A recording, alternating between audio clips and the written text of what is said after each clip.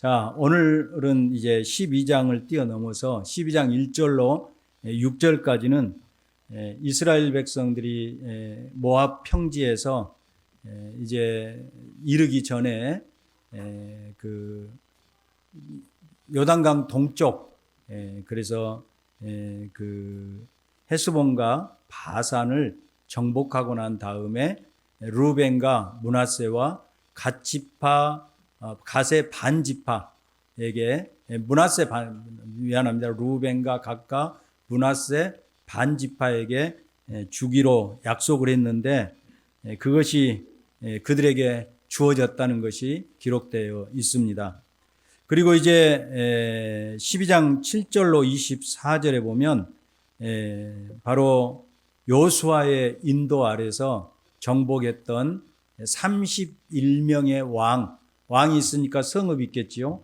그래서 가나안 땅에 31명의 왕들을 이제 진멸하고 성읍을 진멸했다는 것이 나오고 있는데 7절로 16절까지는 남쪽 지방의 16왕, 그리고 17절로 24절까지는 북쪽 지방의 15왕이 일일이 다 이름이 기록되어 있습니다.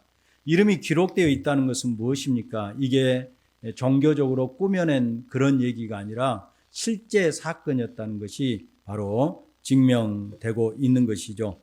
그리고 이제 13장 오늘 읽은 본문은 루벤과 므낫세와 갓 반지파에게 요단강 동쪽 땅을 분배를 했다는 것을 기록하고 14장부터 21장까지는 나머지, 그러니까 루벤과 갓과 므낫세 반지파 외에 9지파 반을 분배한 그 사실이 나머지 장에서 24장까지 쭉 이어져 있습니다. 오늘 본문 말씀에서 제가 세 가지로 준비했다가 한 가지로 줄였는데 중요한 몇 가지 사실을 볼 수가 있습니다.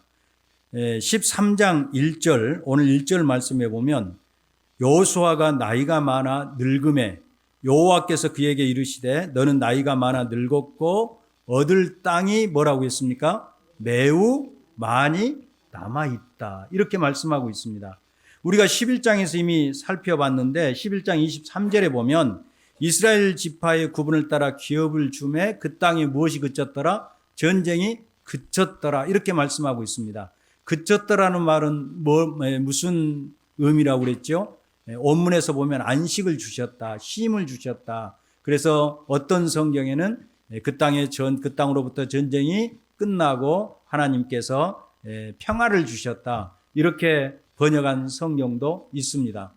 그런데 오늘 여기에서 모순이 생기지 않습니까? 이미 하나님께서 가나안 땅을 주셨다, 이렇게 말씀하고 있는데 오늘 본문 1절 말씀에는 여호수아가 나이가 많이 먹었고 아직도 정복할 땅이 뭐예요?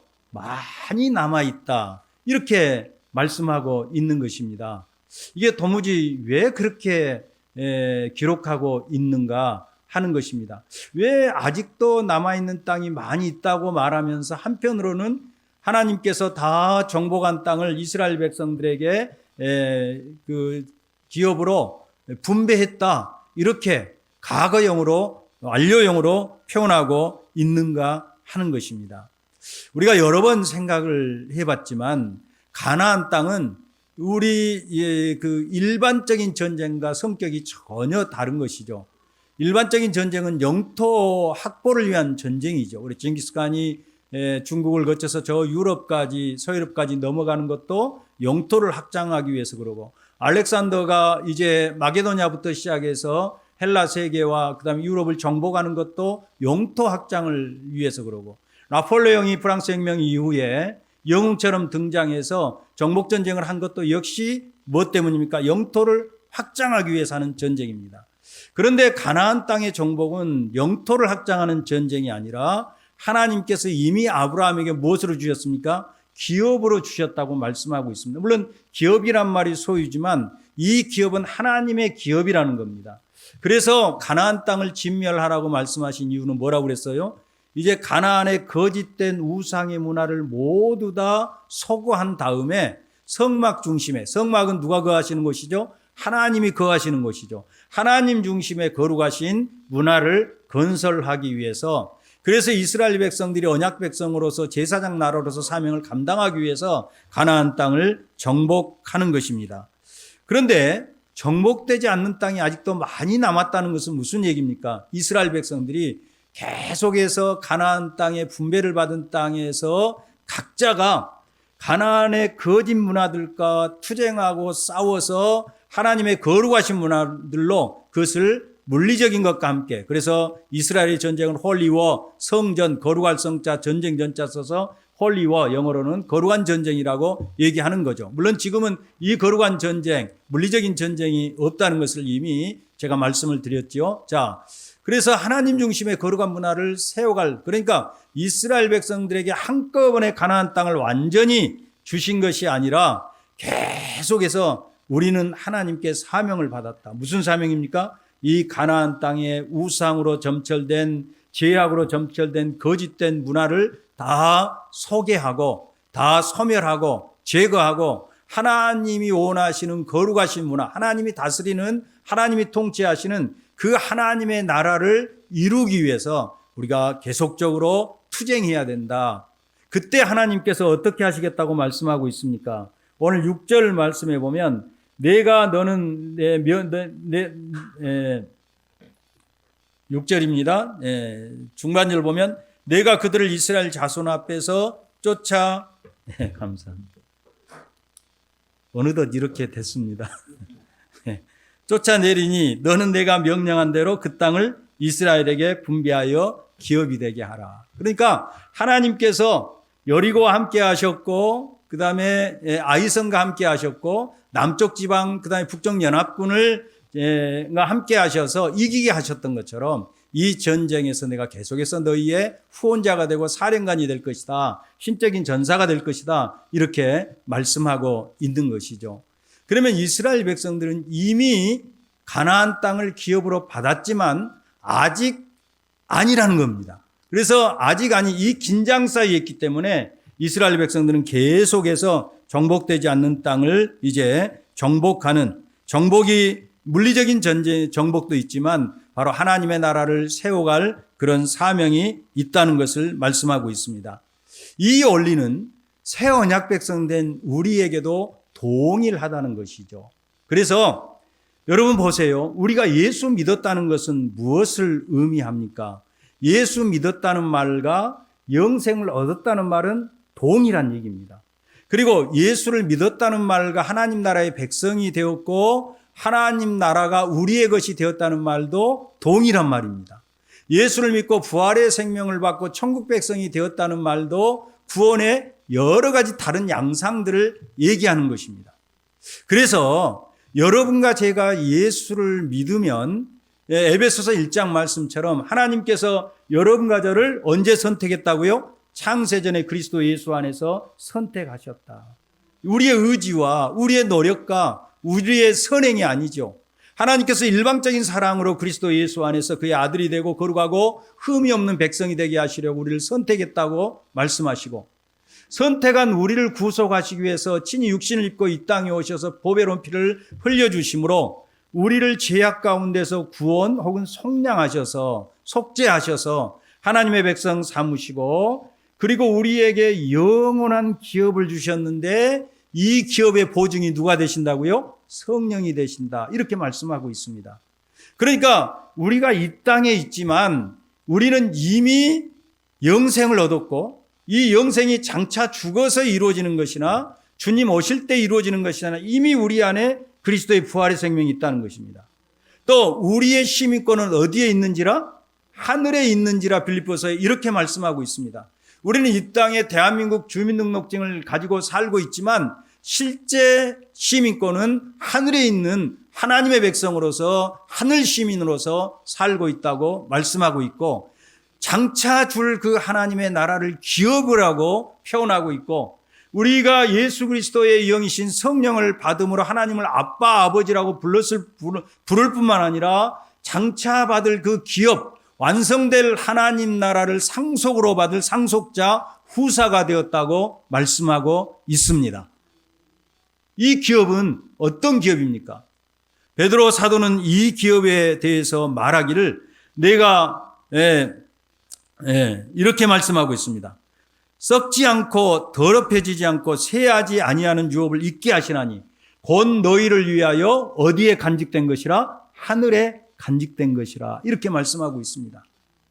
그렇지만 또 우리는 하늘에 간직되고 하나님의 시민으로 살지만 이미 그 기업을 누리고 그 기업 가운데서 사는 백성이 되었다는 것입니다. 그래서 에베소서에서 1장에서 사도 바울은 기도하기를 그의 부르심의 소망이 무엇이며 성도 안에서 그 기업의 영광의 풍성함이 무엇인지 깨닫기를 위해서 기도하고 있습니다. 그러니까 우리가 장차받을 그 기업뿐만 아니라 이미 받은 기업의 영광, 하나님의 자녀된 영광, 하늘의 시민권으로 하나님의 백성으로 사는 영광이 얼마나 풍성하고 얼마나 정말 충만하고 얼마나 영광스러운지 너희가 알아야 된다는 것입니다. 그래야 신앙생활 잘할 수 있지 않습니까? 자, 그런데 이 기업이 보세요. 이스라엘 백성들이 이스라엘 그 가나안 땅을 이미 하나님께서 이스라엘 백성들에게 주었다고 말씀하고 있는데 아직도 남아있는 족속이 많이 있다고 말씀한 것처럼 이미 하나님께서 그리스도 예수 안에서 우리의 모든 죄를 속량하시고 하나님 나라의 백성으로 그 기업을 우리에게 주셨는데 그 기업의 완성은 예수 그리스도가 재림하셔서 모든 사탄과 악을 다 제거하고 새하늘과 새 땅을 이루실 때 완성될 하나님의 나라가 이루어질 때 우리는 그 기업을 받아서 영원한 하나님의 백성으로 하나님 앞에서 하나님을 섬기며 살게 될 것입니다. 이게 우리의 소망이잖아요. 이 땅의 소망이 우리의 소망이라면 사도 바울처럼 우리는 세상에서 가장 불쌍한 자고 그렇죠? 이 땅의 소망이 모든 것이라면 우리는 신천지를 믿는 그런 사람들과 다를 바가 없다는 것입니다. 그래서 우리는 개인적으로 보면 내가 죽을 때에 우리의 영혼이 육신을 떠나서 하나님의 품에 안기는 것. 그렇죠? 이것이 우리의 궁극적인 소망이죠. 그래서 내가 육신의 장막을 떠나서 뭐라고 그래서 사도 바울은 하나님과 함께 있는 것이 더 원하고 더 바라고 더 소망하는 바라고 고백하고 있는 것입니다. 시간의 종말로로 봐서는 예수 그리스도가 재림하실 때 새하늘과 새 땅을 이루면 여러분과 저는 이제 영과 육이 부활해서 우리의 낮은 몸이 그리스도의 영광스러운 몸처럼 부활되어서 시간과 공간의 질서에서 벗어나서 신령한 몸이 되어서 영원히 하나님을 섬기게 될 줄 믿습니다. 이 두 가지가 짧게는 내 죽음을 통해서 이루어지는 바로 그 소망. 주님께서 다시 오셔서 모든 이 세상에는 얼마나 많은 부조리와 모순들이 있습니까? 이런 악들을 제거하고 하나님의 다스림이 100% 충만한 만유 안에 만유 되시는 그 나라가 이루어지는 것이 우리의 소망이고 오늘 주일 학생들에게도 설교했지만 여러분이 이 소망을 가지고 살 수 있기를 주님의 이름으로 축원합니다. 그럴 때 멋진 그리스도인이 될 수가 있습니다. 그러면 이것은 도대체 무슨 의미가 있는가 하는 것입니다. 보세요.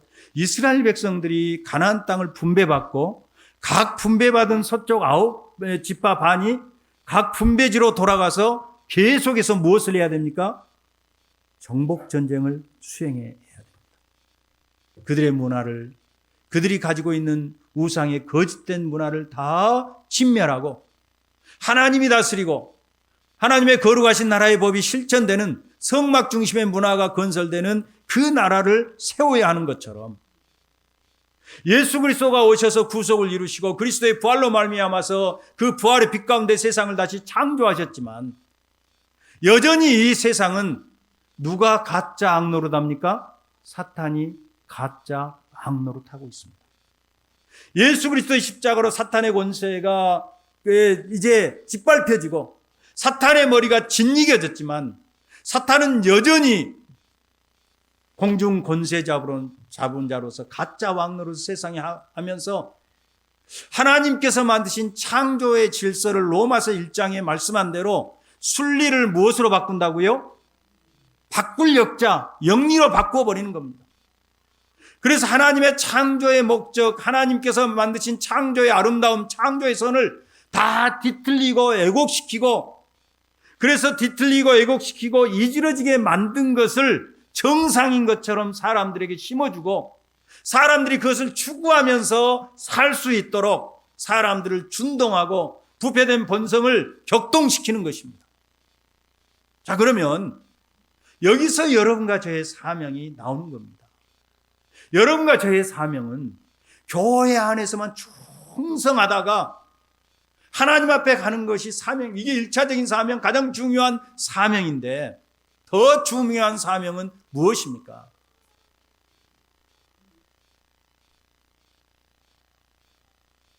오스카 쿨만이라는 신학자가, 죄송합니다, 2차 대전 때 노르망디 상륙작전을 비교해서 예수 그리스도의 초림으로 말미암아 이미 하나님의 나라가 임했지만 아직은 아니다. 언제 하나님 나라가 완성되느냐? 예수님이 오실 때라는 것입니다. 그 안에는 뭐가 있느냐? 그리스도인들이 싸워야 될 전투, 그리스도인들이 늘 고통스럽고 힘들고 어렵게 하는 긴장이 있다는 것입니다. 무슨 얘기냐면, 보세요. 우리나라가 1950년 6월 25일 날 북한이 남침을 했습니다.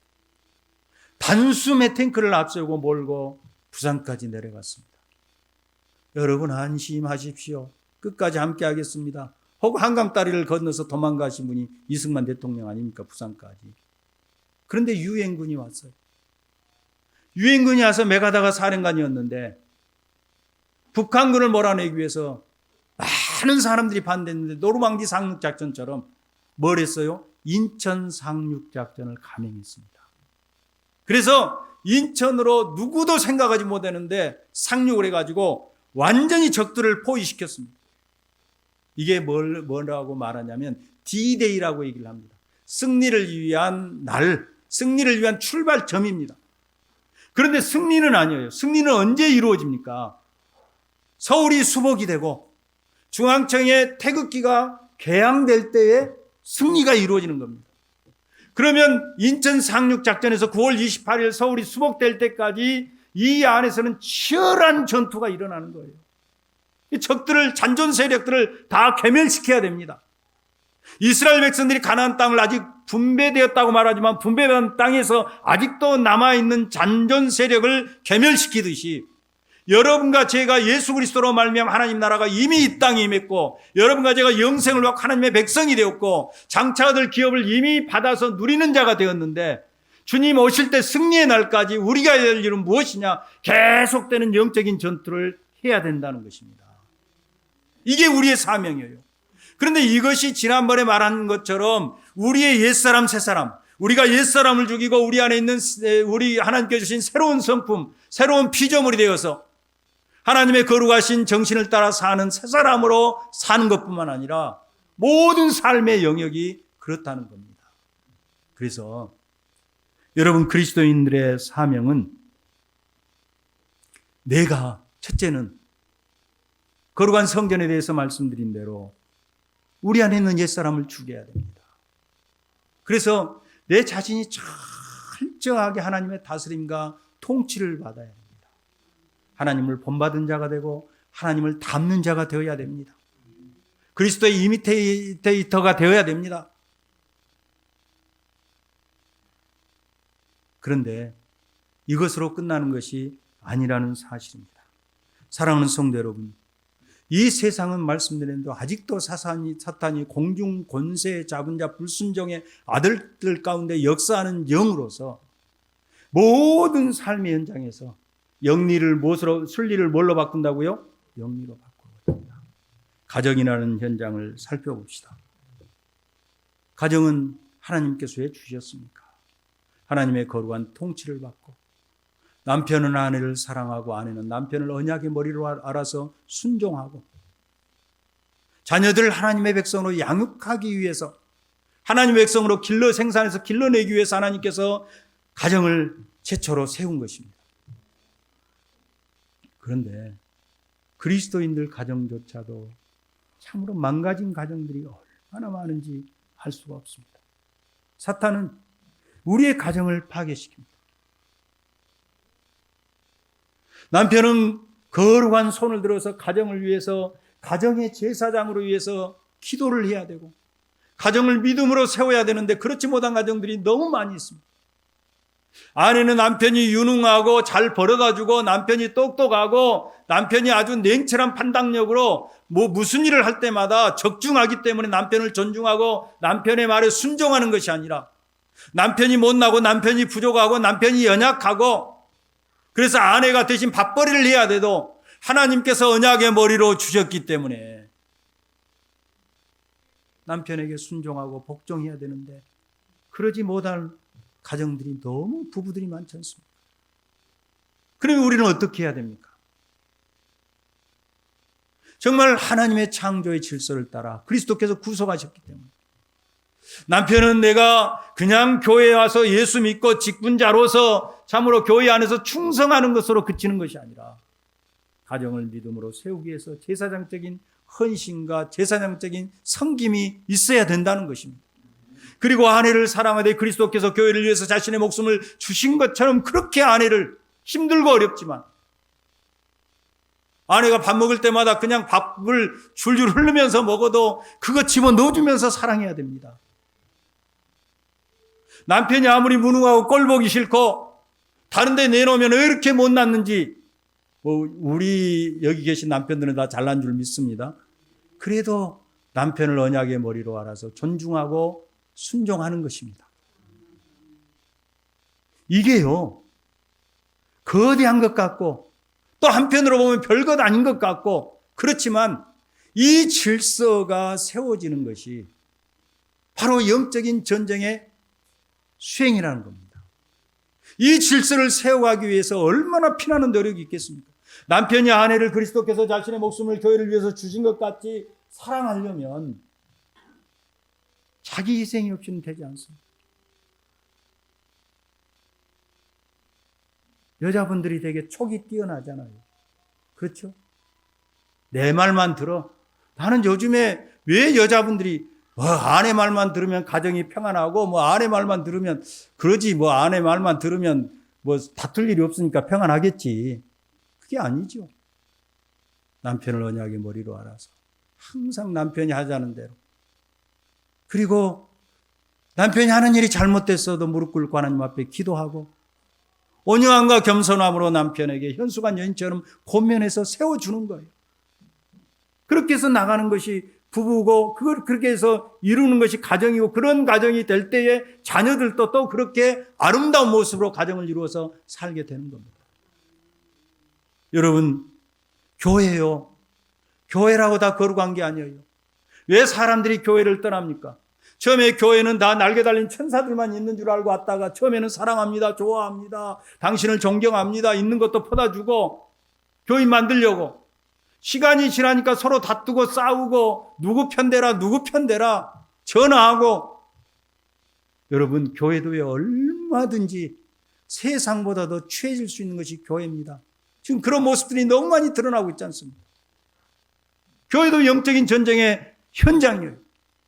교회가 세상의 핵이고 바로 하나님 나라의 그림자이기 때문에 우리 교회는 복음 위에 바르게 서서 모든 불의와 모든 복음에 반하는 것을 제거해내고 나를 주장하는 것이 아니라 온유와 겸손함으로 상대방을 나보다 더 낮게 여기고 서로 사랑하고 서로 용서하고 서로를 칭찬하고 격려하고 하나님께서 내게 주신 그 직분을 분수에 맞게 잘 감당하고 그래서 교회가 하나님의 통치가 온전히 이루어지도록 세워나가는 겁니다.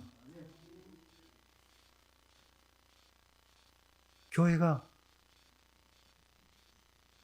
복음보다도 어떻게 교회를 키울 것인가?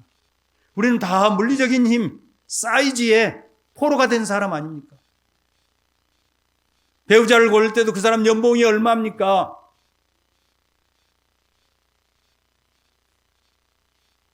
회사에서도 그 사람 직급이 어디고 연봉이 얼마입니까?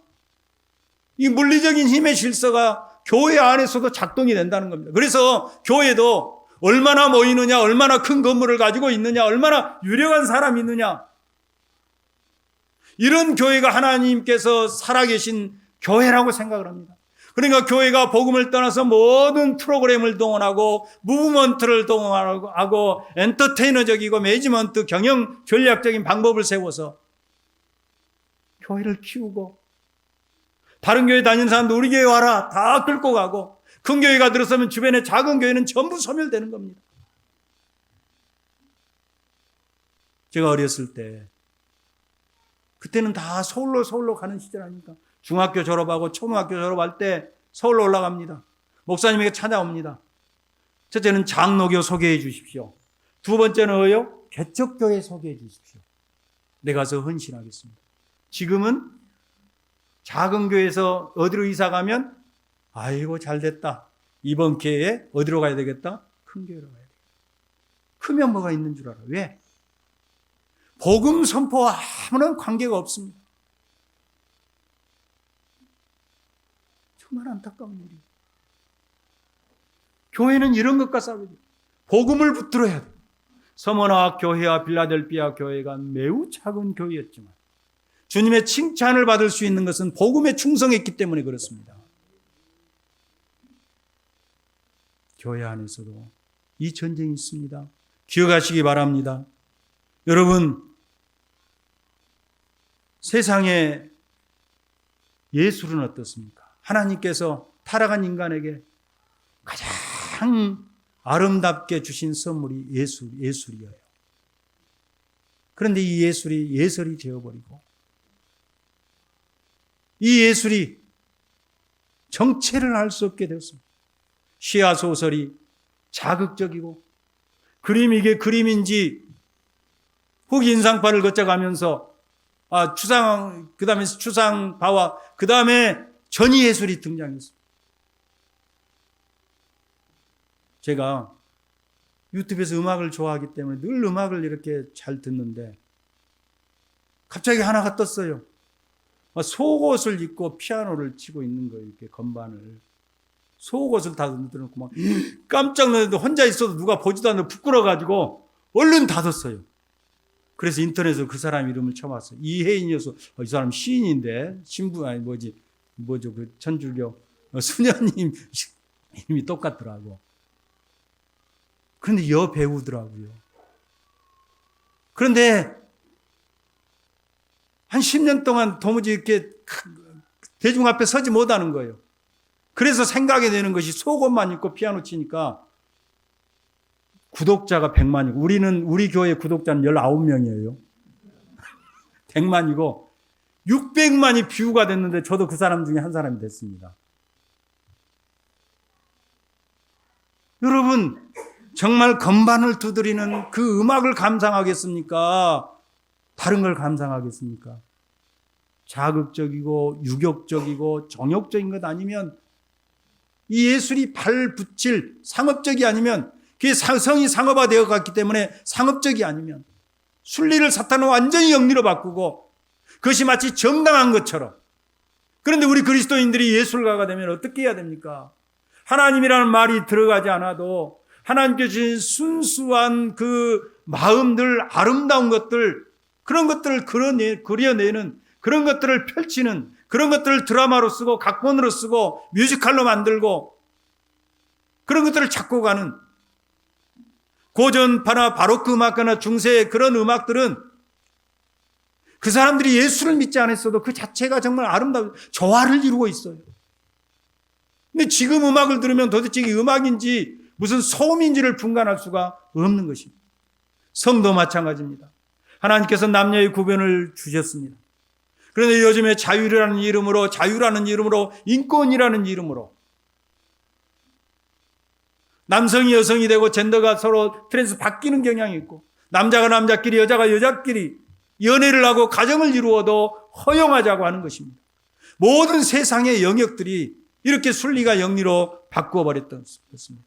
경제 문제도 그렇습니다. 사람이 제일 중요한 것이 먹고 사는 문제 아닙니까?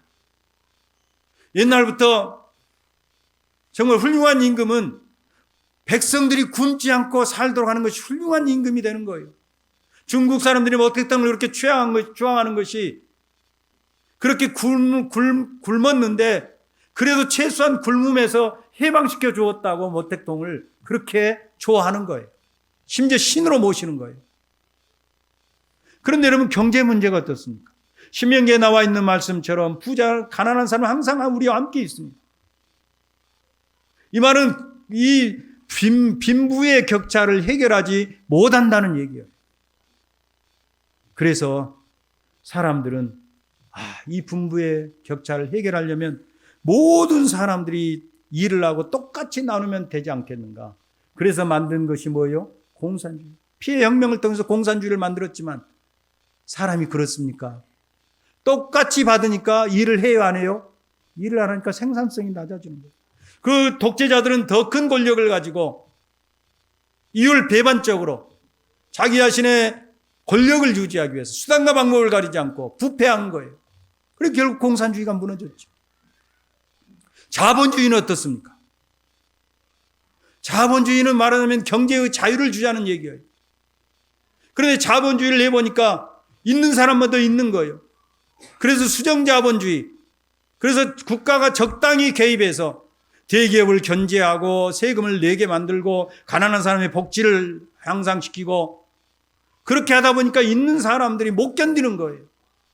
그래서 만들어진 것이, 미안합니다, 만들어진 것이 뭐냐면 미국에서 시작한 신자본주의예요. 신자유주의예요. 신자유주의는 뭐냐?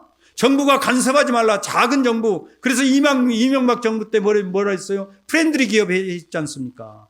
친기업적인 정부. 지금 국힘당이 바로 그런 정부예요. 모든 대기업 규제 풀고 세금 걷지 말고. 그래서 파이를 키면 낙수물 효과가 있을 것이다.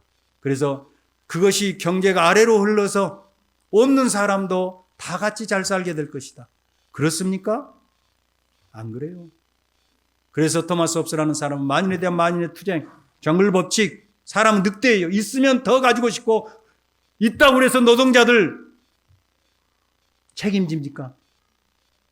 있다고 해서 노동자들의 안전과 노동자들의 복지를 위해서 투자합니까? 현찰은 쌓아놓고 있어도 절대 안 그렇습니다. 그러면 우리 그리스도인들이 어떻게 해야 됩니까? 개인적으로는 내가 열심히 노력하고 정당하게 수고해서 벌어서 우리 주님께서 말씀하신 대로 정말 작은 것이라고 할지라도 굶어가는 사람들이 얼마나 많습니까? 우리는 이렇게 먹거리가 풍부한데 우리나라에도 점심 제대로 먹는 어린 아이들이 너무 많습니다.